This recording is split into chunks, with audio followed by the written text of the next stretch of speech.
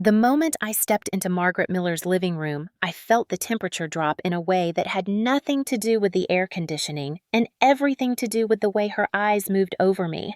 Slow and deliberate, starting at my scuffed flats, lingering on the hem of my plain blue dress, and stopping at my bare hands where no designer bag or glittering jewelry waited to reassure her that I belonged.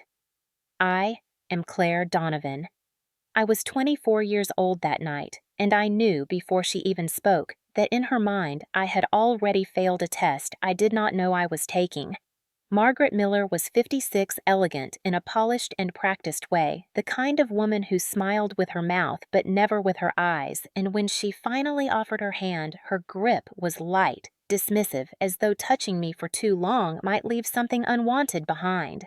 Behind her, her husband Robert Miller, 59, watched quietly from his armchair, saying nothing, already choosing comfort over truth, while Lauren Miller, 30.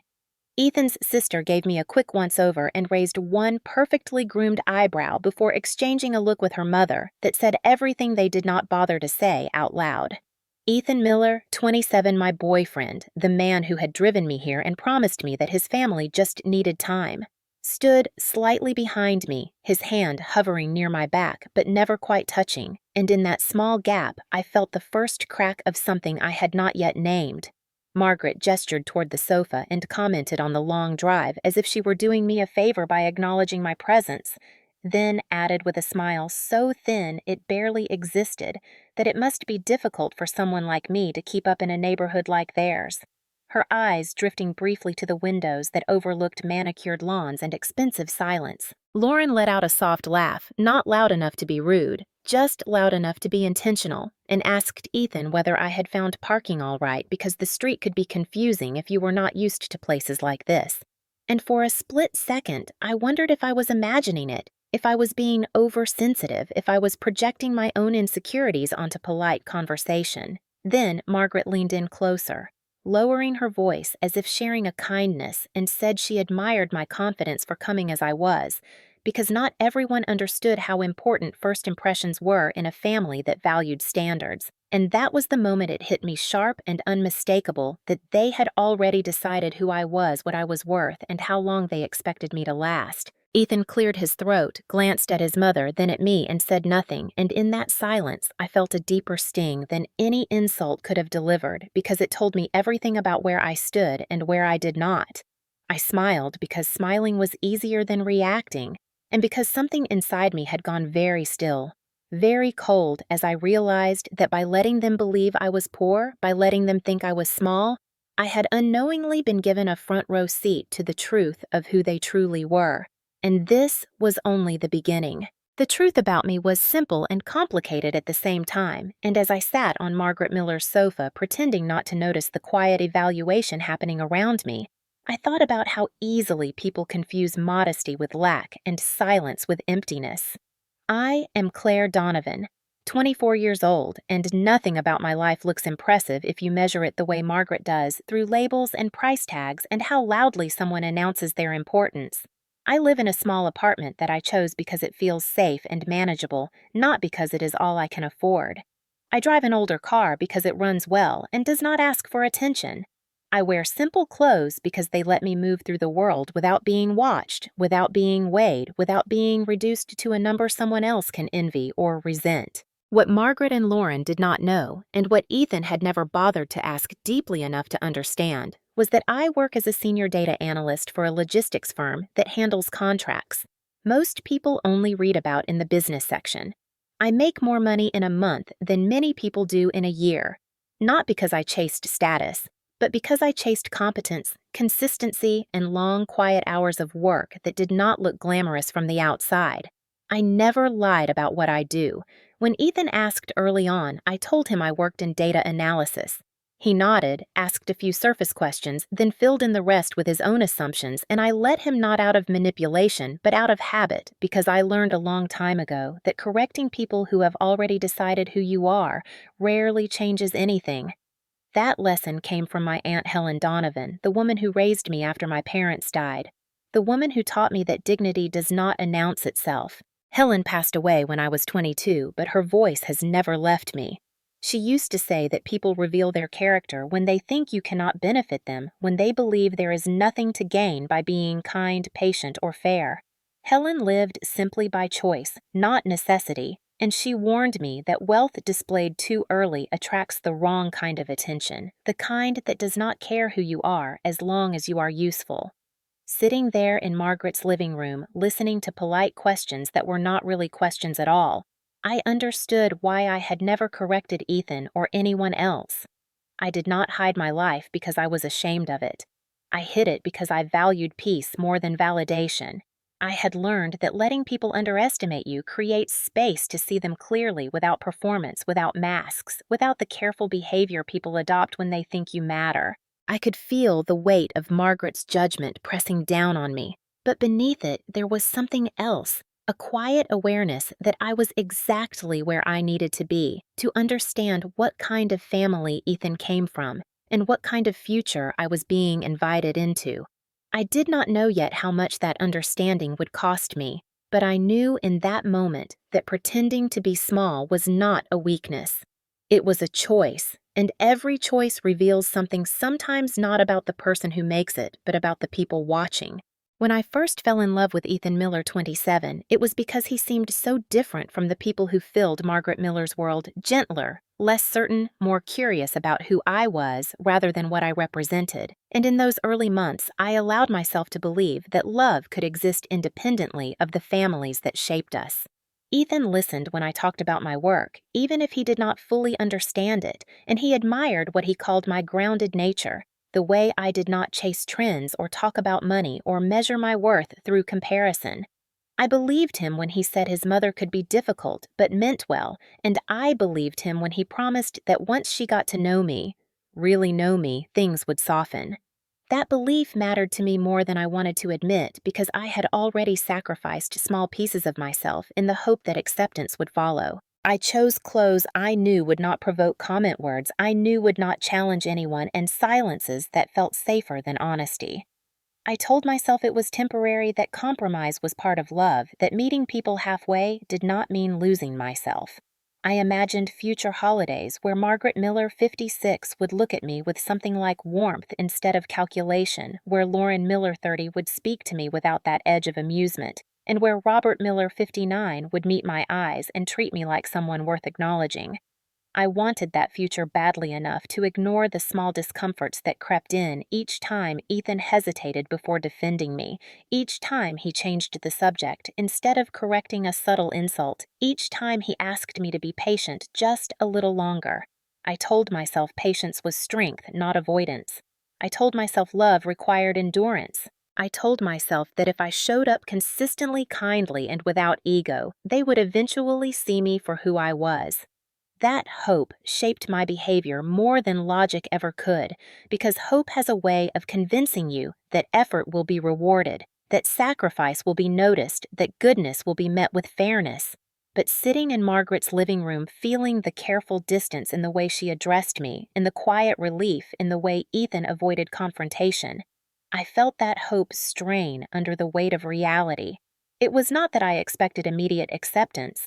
It was that I had expected effort, some sign that my presence mattered enough to warrant basic respect. Instead, what I felt was the familiar ache of trying to belong in a space that had already decided it did not need me. I smiled, nodded, and played my part, because at that point I still believed that love could bridge the gap, that Ethan would eventually choose courage over comfort, and that my willingness to endure would mean something. That belief, fragile and sincere, was the last thing holding me in place, and I did not yet know how close it was to breaking. Dinner was announced with a light clap of Margaret Miller's hands, the kind of gesture meant to signal control rather than hospitality.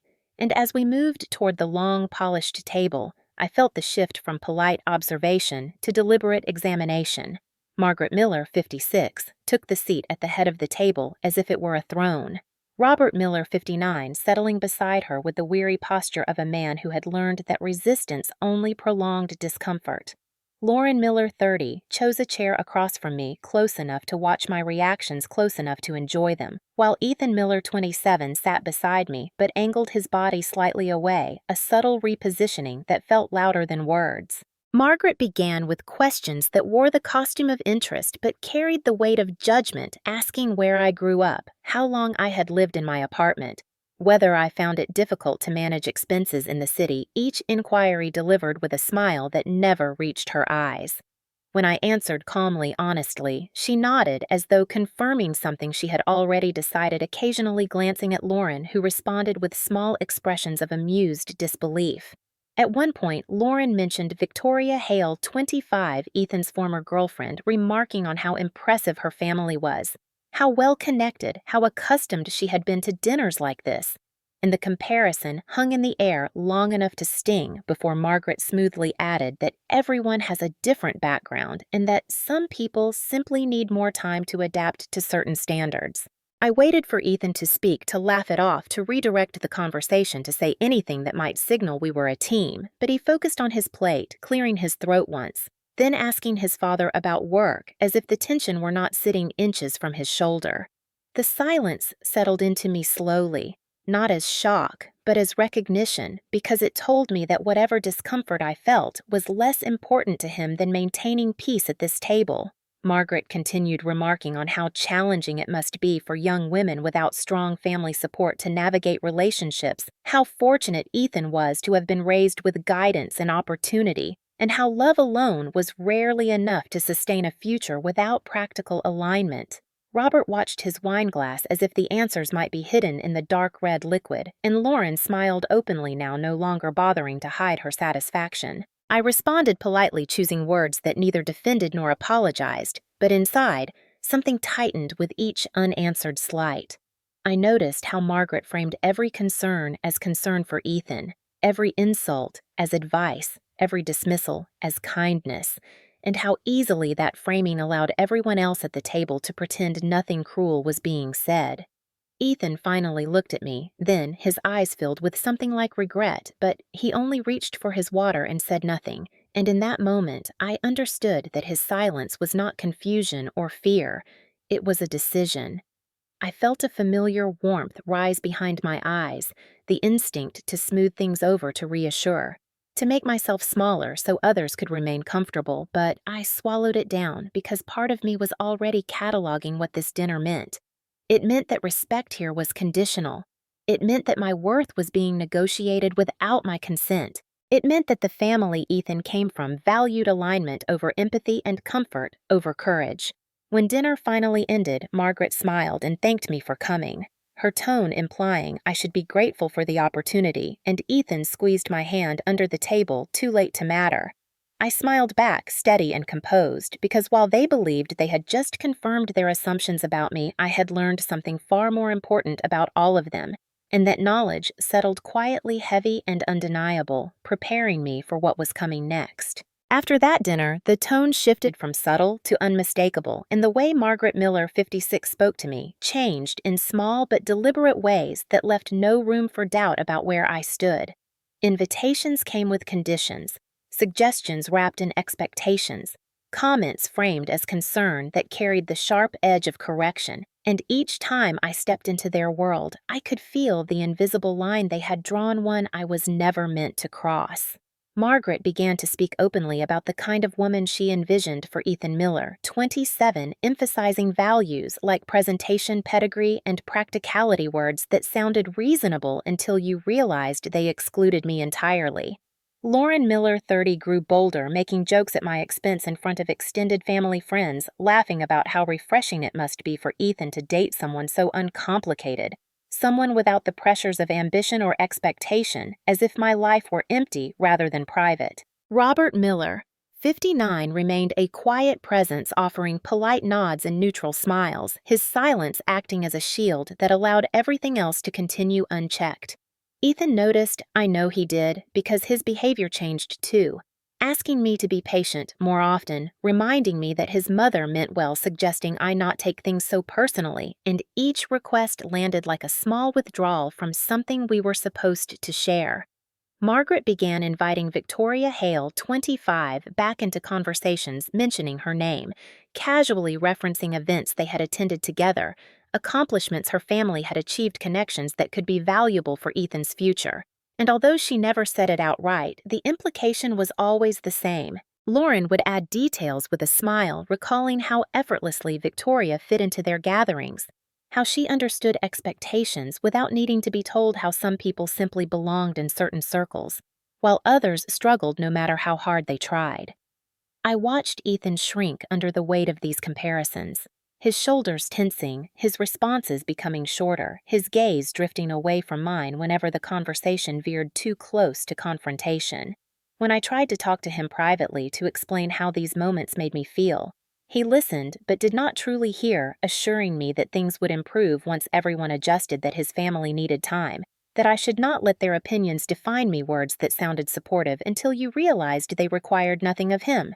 Margaret took that hesitation as permission, escalating her behavior with the confidence of someone who knew she would not be challenged. She began questioning my plans, openly asking whether my career was stable enough to support a family, whether I had considered how demanding work could interfere with marriage, whether Ethan deserved someone who could fully commit without distraction. Each question was a reminder that in her mind, love was secondary to utility, and a partner was an asset to be evaluated rather than a person to be respected.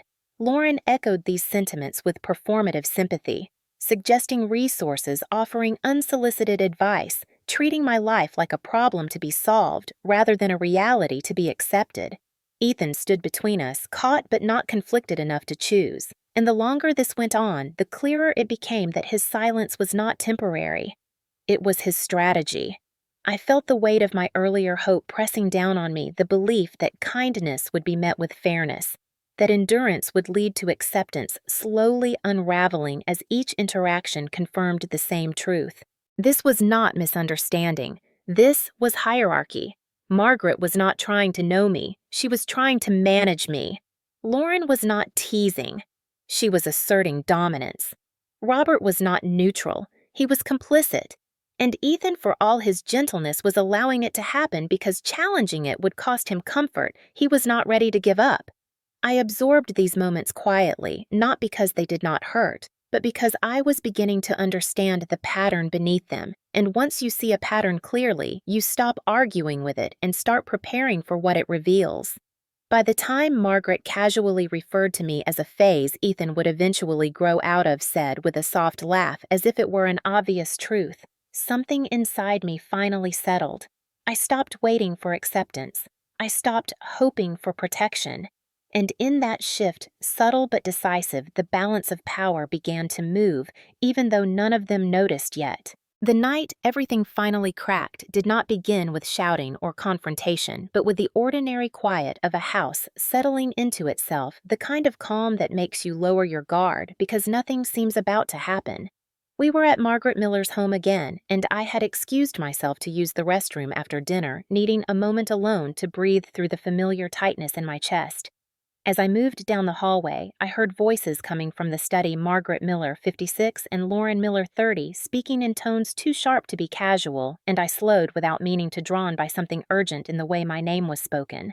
I told myself to keep walking, to respect privacy, to not become the kind of person who listens at doors, but then Margaret said that this situation with Claire could not go on much longer, and the words rooted me to the floor. Lauren responded that she had assumed Ethan Miller, 27, understood that from the beginning, that everyone had been clear this was temporary, a phase while they sorted out something more suitable.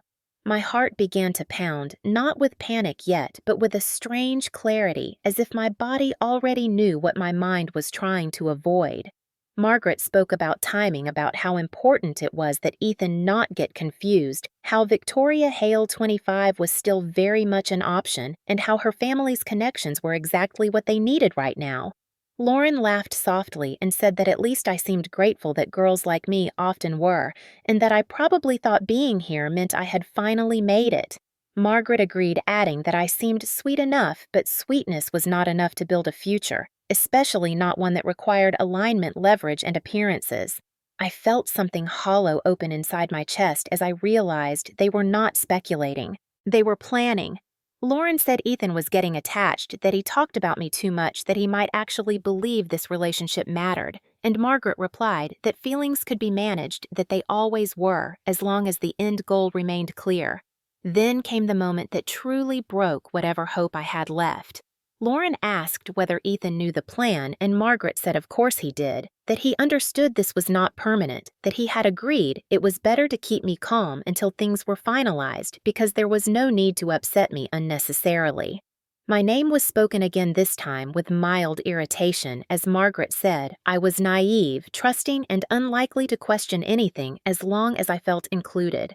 I leaned against the wall, my legs suddenly weak, the air feeling thin and unfamiliar, because in that instant, I understood that this was not just about his family rejecting me. Ethan had known. He had allowed me to believe in something that was never real, had taken my patience, my compromise, my quiet endurance, and offered them up as convenience. There was no misunderstanding left to explain, no perspective to consider, no benefit of the doubt to grant. The hope I had carried carefully protected and slowly worn down collapsed all at once, not dramatically but completely like a structure that finally gives way when you remove the last support holding it upright.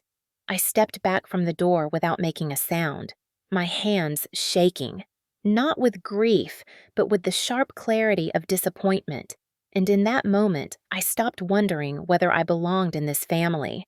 I understood that I had never been meant to, and that the woman they believed me to be poor, grateful, easily managed, was exactly the woman they thought would accept this quietly. They were wrong, but not yet, and as I returned to the hallway, my face composed and my steps steady, I realized that the most painful part was not what they had said about me, but what Ethan had been willing to let me believe. I did not confront Ethan Miller, 27, that night, even though every part of me wanted to walk back into the living room and ask him how long he had been lying to my face, because something quieter and more dangerous had taken over, a clarity that told me confrontation would only give them the chance to rewrite the story in a way that protected themselves. Instead, I drove home alone, my hands steady on the steering wheel. My thoughts unusually calm, as if my mind had shifted into a mode reserved for problem-solving rather than pain.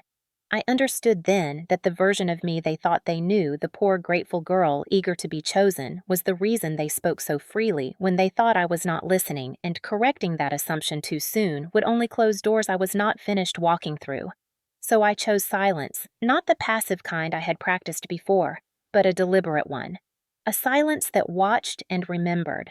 Over the next few days, I paid attention in a different way, noticing how often Margaret Miller, 56, spoke about money without naming it, how frequently Lauren Miller, 30, complained about stress and obligation while still living comfortably, how Robert Miller, 59, mentioned work in vague terms that did not match the confidence he pretended to have. I listened when Ethan talked about his parents' expectations, about the pressure he felt to make the right choices, and I stopped filling in the gaps with optimism. I let him speak, and I heard what he did not say. It was during one of these conversations that Daniel Brooks, 63, came back into the picture, a family friend Ethan mentioned in passing, someone who had known Margaret and Robert for decades and occasionally advised them on business matters. I remembered the way Daniel had looked at me during an earlier gathering, not with judgment, but with curiosity, as if he sensed something out of place. And when I later ran into him at a community event, he greeted me with genuine warmth that caught me off guard. We spoke briefly, nothing personal, nothing revealing, but enough for me to notice how carefully he chose his words when he mentioned the Miller family, how his praise was measured and his pauses meaningful. That was when I began to look beyond the surface, not out of revenge, but out of necessity, because understanding the environment I was in suddenly felt like self-preservation. I did not dig through private records or cross ethical lines. I paid attention to public information industry news conversations people assumed were harmless, and a picture began to form, one that explained the urgency behind Margaret's plans and the desperation behind her control. The Miller family was not as secure as they appeared. There were deals under strain partnerships being renegotiated, and a growing need for alignment with families like Victoria Hale's families, whose resources could stabilize what was quietly slipping. This knowledge did not make me feel powerful. It made me feel sober. I understood then why I was being kept calm, why Ethan was being managed, why everything suddenly felt rushed beneath the politeness. I was not part of a love story. I was part of a strategy. And once I accepted that truth fully without flinching or softening it, I stopped reacting and started choosing. I let them continue believing I was unaware, unimportant, and easily led because the greatest advantage I had was the one they had given me themselves the freedom to see clearly while they assumed I never would. The proposal came sooner than I expected, delivered with a sense of urgency that felt less romantic than strategic, and when Ethan Miller, 27, asked me to meet him at a small park near my apartment, I already sensed that something had shifted behind the scenes. He looked nervous in a way that went beyond the weight of the moment. His smile practiced his words careful, and as he spoke about our future, about commitment and stability, and how much his family wanted what was best for him, I heard echoes of Margaret Miller's voice woven into his sentences. When he knelt and held out the ring, my first reaction was not surprise, but a deep, aching sadness, because I understood then that this was not a spontaneous declaration of love, but a move designed to lock something in place. The ring itself was tasteful enough to impress from a distance, chosen to signal seriousness without inviting scrutiny, and as I looked at it, I thought about all the compromises I had already made. The silences I had kept, the patience I had offered freely in the belief that honesty would eventually be met with honesty. Ethan spoke about timing, about how things were complicated right now, about how getting engaged would calm his parents and give everyone room to breathe. And in those words, I heard the truth. He could not bring himself to say that I was being asked to carry the weight of a plan I did not design. I thought about the conversation I had overheard about being temporary, about being kept calm, about how easily my trust had been folded into someone else's agenda, and for a brief moment I considered saying no, ending it quietly, protecting myself from further damage. But then another thought took hold, clearer and more resolute than the first. Saying no would allow them to control the ending. It would let them dismiss me as overly sensitive, ungrateful, or afraid of commitment, and it would leave the story exactly where they wanted it, tidy and unchallenged. So I said yes, not because I believed in the promise being offered, but because I needed the truth to finish revealing itself. As Ethan slipped the ring onto my finger, relief washed over his face. Not joy, and that distinction mattered more than he realized. Margaret Miller, 56, called within minutes, her congratulations warm and effusive, in a way that felt rehearsed, her approval immediate now that I had become useful. And Lauren Miller, 30, sent a message filled with exclamation points and suggestions, suddenly eager to include me in plans that centered around appearances and timelines. I thanked them all politely, playing my part with care, because I understood that this was the deepest sacrifice I would make, agreeing to carry hope on my hand while knowing it was built on manipulation. That night alone in my apartment, I sat on the edge of my bed and stared at the ring until the metal felt cold and impersonal, a symbol not of commitment but of consent to be used. I did not cry. I did not call anyone. I allowed myself to feel the full weight of what I had just accepted, the cost of choosing clarity over comfort, and I promised myself one thing: that whatever happened next, I would not allow this story to end quietly at my expense. The engagement party was held at Margaret Miller's house, transformed for the occasion into a version of elegance meant to impress rather than welcome. And as I stepped out of my car that evening, I felt the familiar tension of entering a space that had never truly made room for me. I am Claire Donovan, 24, and I arrived exactly as I always had, in the same reliable car, wearing a dress that was simple in silhouette, but intentional in every detail, because I had learned that confidence did not require spectacle, only certainty. The lawn was lined with soft lights, music floated through the air, and guests moved easily through the space. People Margaret had carefully chosen, colleagues, friends, and acquaintances who understood how to play their roles.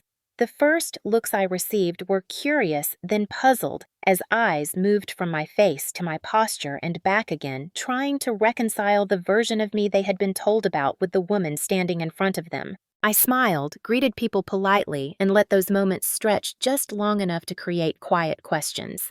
Daniel Brooks, 63, found me near the edge of the patio, his expression thoughtful as he took me in, and when he greeted me by name without hesitation, I saw surprise flicker across Margaret Miller's face from across the yard. Daniel spoke to me as an equal, asking about my work with genuine interest, referencing projects and industry trends that most people in this crowd would not recognize. And with each sentence, I felt the atmosphere shift slightly, the way it does when a room realizes it has underestimated someone. Conversations around us slowed, then leaned closer, and I noticed Lauren Miller, 30, watching intently, her smile tight as she tried to assess what was happening. Ethan Miller, 27, approached soon after, his eyes searching mine with a mixture of confusion and concern, and when he asked quietly why Daniel seemed to know me so well, I answered honestly, saying that some people pay attention even when others do not. The music continued, glasses clinked, laughter rose and fell. But beneath it all, a current of unease had begun to move through the gathering. Margaret moved quickly, then inserting herself into conversations, redirecting attention, her voice a touch too bright as she spoke about family and tradition. But I could see the calculation behind her eyes as she watched guests glance back toward me. I did not announce anything. I did not correct assumptions out loud. I simply spoke when spoken to, answered questions truthfully, and allowed the truth to exist in the open without explanation. A woman from one of Daniel's circles asked whether I was related to Helen Donovan, and when I said she had been my aunt, recognition passed between them, followed by quiet respect that did not need elaboration. That single exchange did more than any speech ever could. Margaret's composure began to fracture at the edges, her gestures sharper, her smile slower to form, and Lauren's attempts at charm grew strained as she realized she no longer controlled the narrative. Ethan stood beside me, increasingly silent, watching the ground shift beneath his feet, as the assumptions he had relied on began to collapse. Guests whispered, phones were checked, memories were connected, and the story that had once placed me firmly at the bottom quietly rearranged itself without my intervention. When Margaret finally approached me directly, her tone was warm but urgent, asking where I had found the dress, commenting on how well I carried myself, implying questions she did not dare ask outright. I answered calmly, telling her that I had always been this person, she had simply chosen not to see me. The air around us felt tight, expectant, as if everyone sensed that something irreversible was unfolding. I caught Ethan's eye then and saw fear where confidence had once lived, and in that moment I understood that the masks were slipping, not because I had torn them away, but because they could no longer hold. This party meant to cement a plan had become something else entirely, a slow and public exposure that no one could stop without drawing attention to exactly what they wished to hide. I stood there quietly, ring on my hand, posture steady, letting the truth do its work, knowing that the most powerful revelations rarely arrive with noise, but with the unmistakable discomfort of recognition. When Margaret Miller finally took the microphone to welcome everyone and speak about family commitment in the future, I felt the moment tighten around us like a held breath, because this was the stage she believed she controlled and the story she thought she understood. She spoke with confidence about how proud she was of Ethan Miller, 27, about how carefully he chose his path, about how this engagement represented stability and growth. And as her words washed over the crowd, I watched faces shift, some attentive, some uncertain, many now aware that there was more beneath the surface than they had been told. When she gestured for me to join her, her smile wide and practiced, I stepped forward without hesitation, the sound of my footsteps louder than the music that had faded behind us. She handed me the microphone with an expectant look, clearly assuming I would thank her, thank the family, play my role, and seal the version of events she needed preserved. I took the microphone and paused, not for drama, but to ground myself, because what mattered was not spectacle, but clarity. I introduced myself simply as Claire Donovan, 24, and thanked everyone for coming. My voice steady, my tone calm, and that calm unsettled Margaret more than anger ever could have. I said I wanted to speak briefly about first impressions, about how powerful they are, and about how easily we decide who someone is based on what we think they can offer us. I described walking into this house for the first time and feeling evaluated rather than welcomed, measured rather than known. And I watched Margaret's smile stiffen as recognition dawned. I spoke about being compared to someone else, about being advised on how to fit in, about hearing concerns framed as kindness. And I was careful not to exaggerate, not to accuse, not to dramatize, because the truth did not need embellishment. I said that I had allowed people to believe I was less than I am, not out of deception, but out of habit, and that in doing so I had learned more about character than I ever could have by announcing my accomplishments. A ripple moved through the crowd as people connected moments they had witnessed with the words I was offering now.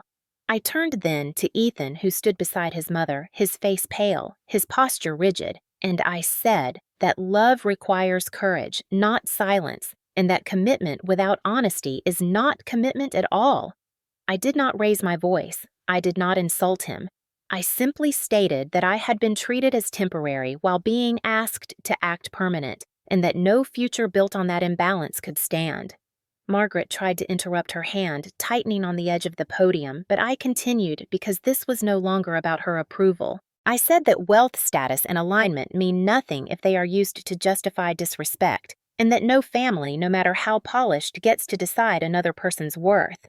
Then I did the one thing I had prepared myself to do calmly.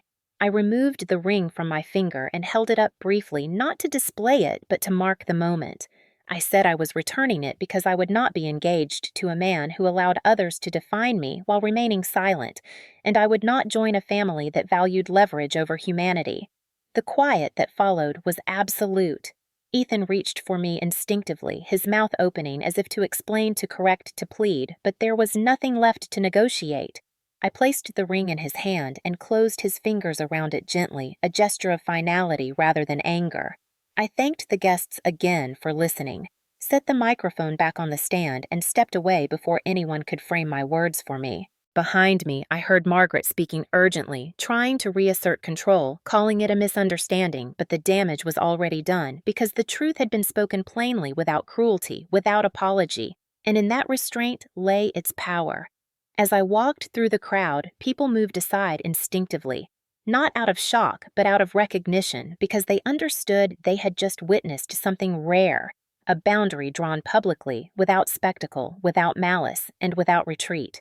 I did not look back at Ethan or his family as I left, because I did not need to see their reactions to know that the version of the story they had planned was gone.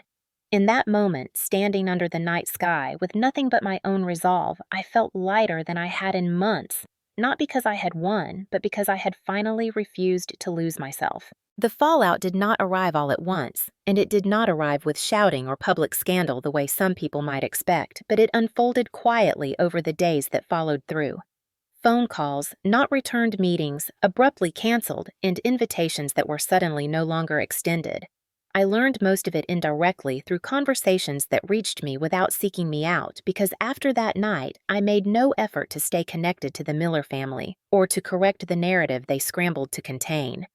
Margaret Miller, 76, moved quickly to control the storytelling friends that emotions had run high, that I had misunderstood her intentions, that young people sometimes reacted impulsively when overwhelmed, but the words did not land the way she needed them to, because too many people had already seen enough to question her version. Robert Miller, 59, withdrew almost entirely, declining social appearances and letting calls go to voicemail, his silence finally turning inward where it belonged. Lauren Miller, 30, attempted to laugh it off, framing the engagement's collapse as a mismatch rather than a reckoning, but her confidence rang hollow now, and people noticed. Ethan Miller, 27, reached out to me repeatedly, at first messages that shifted from confusion to apology to desperation, telling me he had been under pressure, that he never meant to hurt me, that he loved me in his own way and did not know how to stand up to his family without losing everything. I read those messages once and did not respond, not because I wanted to punish him, but because his explanations required me to carry responsibility that was never mine. Around the same time, I heard from Daniel Brooks, 63, who called not to congratulate me or offer advice, but simply to say that sometimes the truth creates consequences even when no one intends it to. He told me that certain partnerships the Millers relied on had become uncertain not because of anything I had said, but because people began to reassess who they were aligning with and why. Reputations built on appearances tend to unravel when those appearances crack, and once doubt enters, it does not leave easily.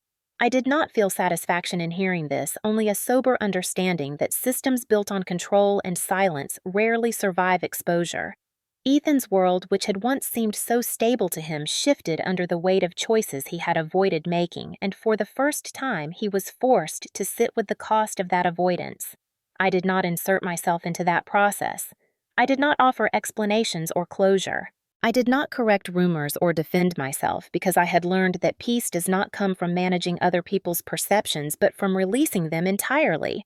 If the Millers lost standing, it was because their values had been seen clearly. If Ethan lost certainty, it was because he had traded honesty for comfort too many times. None of that belonged to me.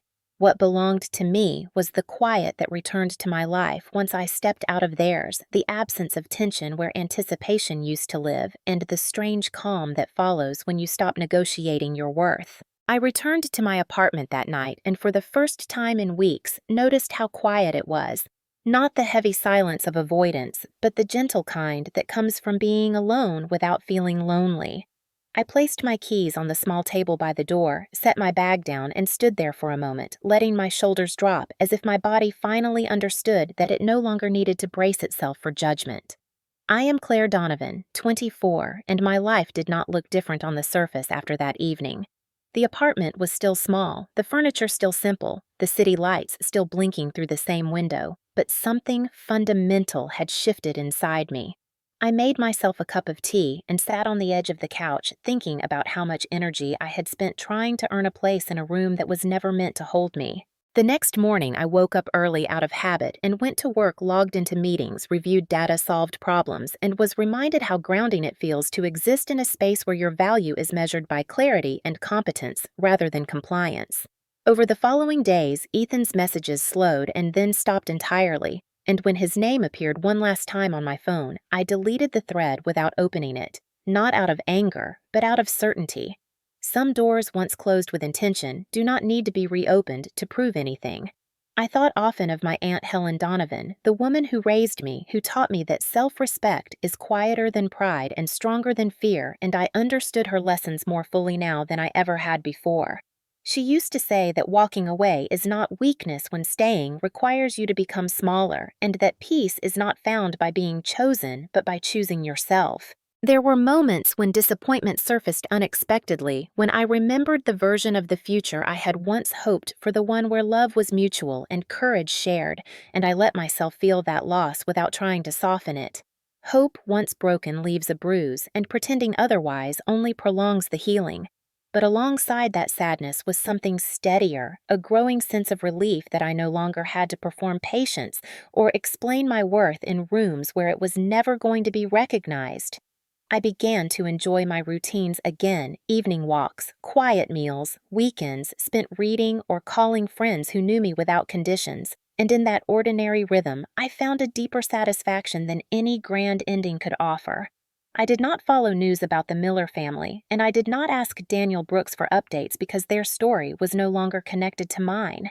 Whatever consequences continued to unfold belonged to choices made long before I entered their lives. What mattered was that I had left with my integrity intact, my boundaries clear, and my sense of self no longer dependent on approval. I learned that letting people think you are poor can cost you comfort, but letting them define your worth costs you far more. And that lesson stays with you in ways money never could. As I stood by my window one evening, watching the city settle into night, I felt something simple and rare contentment without conditions. My life was ordinary again, and that ordinariness felt like freedom. I did not need to be admired or regretted to know I had done the right thing. I only needed to live honestly, quietly, and on my own terms, and for the first time in a long while, that felt more than enough.